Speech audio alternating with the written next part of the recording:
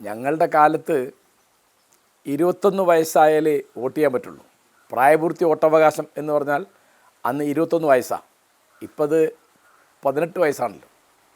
അപ്പോൾ പഴയകാലത്തെ തിരഞ്ഞെടുപ്പിനെ പറ്റി എനിക്ക് ഓർമ്മയിൽ വരുന്നത് ഒരു തമാശ രംഗമാണ്.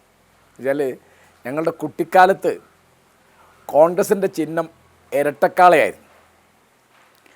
അത് കഴിഞ്ഞ് കുറച്ച് കഴിഞ്ഞപ്പോൾ ഇന്ദിരാഗാന്ധിയുടെ ഒക്കെ കാലമെത്തിയപ്പോൾ പല പിളർപ്പും ബഹളമൊക്കെ ആയിട്ട് അതൊരു കാലത്ത് കോൺഗ്രസിൻ്റെ ചിഹ്നം പശുവും കിടാവുമായി.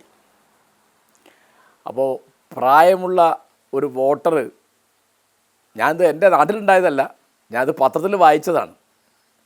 ആ കാലത്ത് അയാൾ വോട്ട് ചെയ്യാൻ വന്ന് നോക്കുമ്പോൾ ഈ ബാലറ്റ് പേപ്പറിൽ ഈ ചിഹ്നമില്ല, ഏത് ഇരട്ടക്കാള ചിഹ്നമില്ല.